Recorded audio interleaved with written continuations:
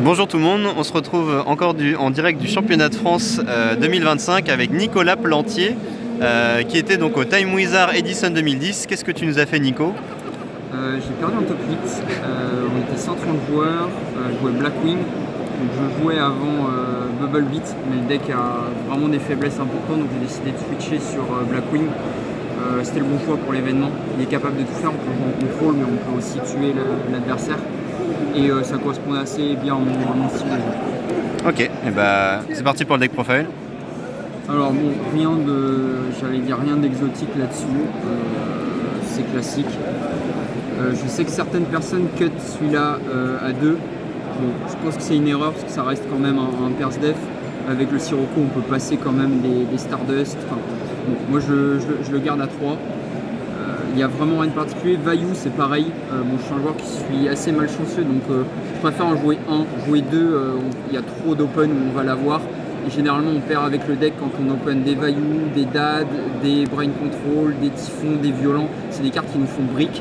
Et bon, moi je veux être capable de jouer toutes les games et normalement on gagne les games mais il faut pas briquer quoi. Et donc moi je veux vraiment pas briquer donc j'en joue 4. Le DAD, bon, bien sûr je ne le présente plus.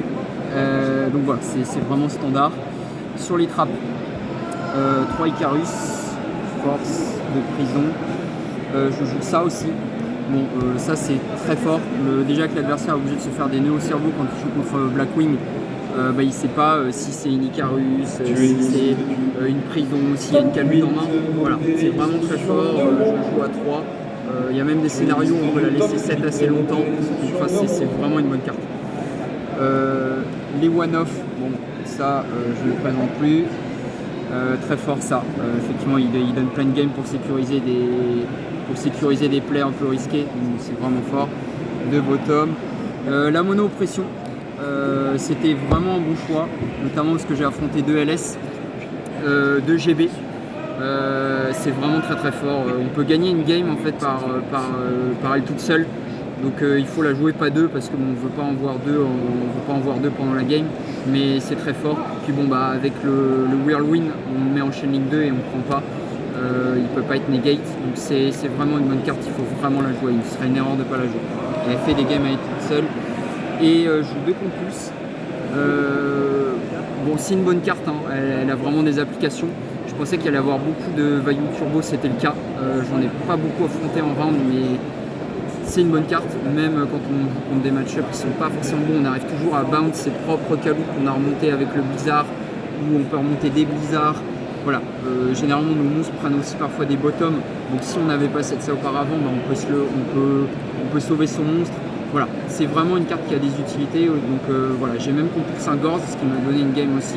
Donc voilà, cette carte est vraiment bonne, mais bon, faut savoir jouer. À l'avenir, j'en cutterai peut-être une pour jouer le virus en main deck, mais bon, ça reste une bonne carte. Il est magique, donc c'est vraiment classique. Rien de nouveau. Je joue pas le Typhon. Je joue pas le Typhon d'espace mystique. En fait, je me dis que Typhon, elle est pas si bonne que ça quand on va premier, parce que quand on va premier, on veut set une trappe pour se protéger.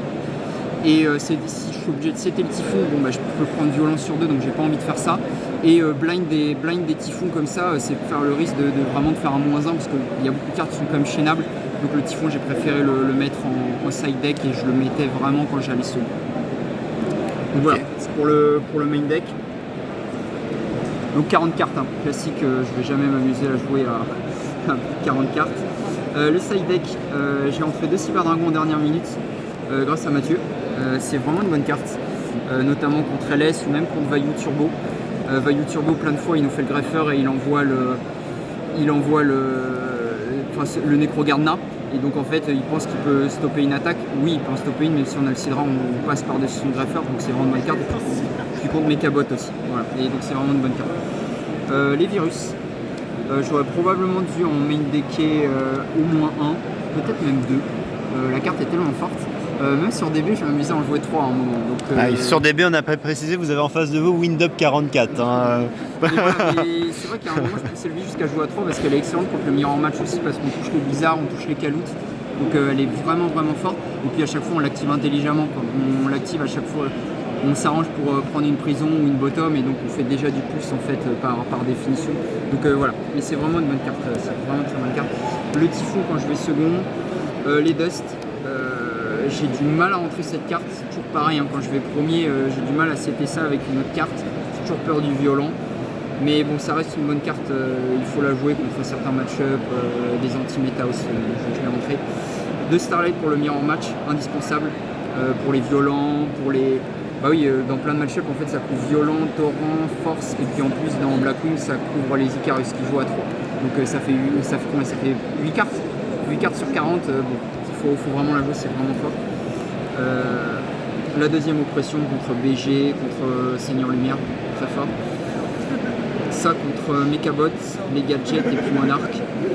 Et les 2 fossiles contre vraiment tout ce qui est les Gigavice, c'est vraiment fort.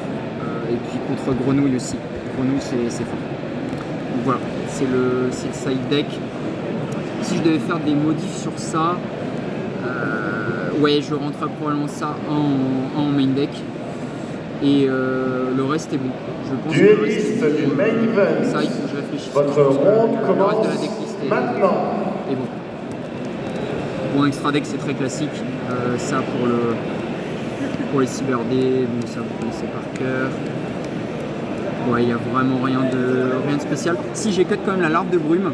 Larve de brume qui peut être utile pour notamment dans des game sets assez lents, je pense à Grenouille où parfois il a assez de Frog. Parfois la larve de brume peut aider et c'est vrai que je l'ai cuté en dernière minute pour ça. Il faudrait réfléchir à essayer, faudrait que je réfléchisse à... Voilà, il y a peut-être ça là. Ça, il faut peut-être que j'enlève un comme ça pour mettre la larve de brume, mais bon. On en invoquera rarement 2 en fait par game de ça, donc voilà, c'est... Ouais. Okay. Et oui, effectivement, je joue à 2 quand même. Mais ça, faut peut-être que je cut celui-ci. Je me disais, il y en avait. Réfléchir, faut peut-être que je cut celui-ci pour la larve de brume, ça se discute. Voilà. Ok, très bien. Est-ce que tu as des remerciements ou des dernières choses à dire, Nicolas?